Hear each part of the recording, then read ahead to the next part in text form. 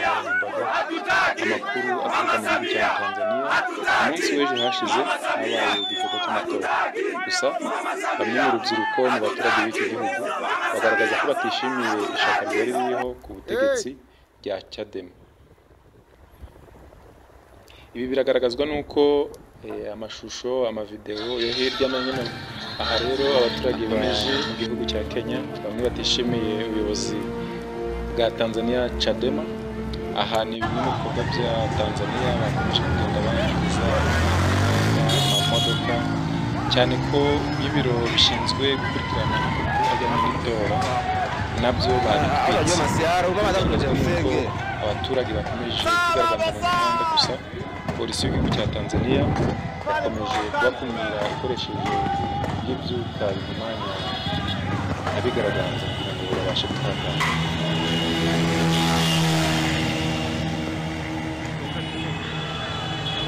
Barabara Tandale hii road ya Tandale, watu wanazidi kusonga mbele mtaa kwa mtaa.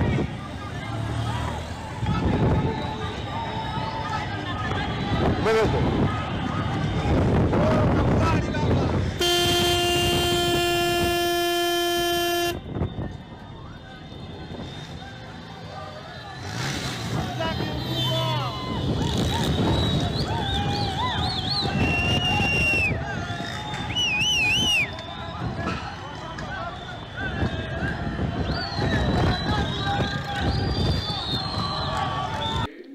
ahangaha mubona rero akaba ari ibiro by'igihugu bishinzwe gukurikirana amatora. Gusa murabona ko abaturage bitewe n'umujinya kwigaragambya bikomeye cyane, ibiro bakaba babitwitse.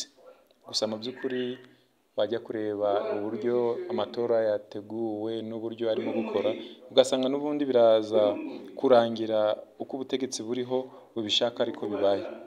Gusa reka nze dukomeze turebe aya mashusho, dukomeze dutegereze igisubizo kiri buze kuvamo. Ese abapolisi baraza kunesha abaturage kugira ngo iyi myigaragambyo ibashe guhagarara?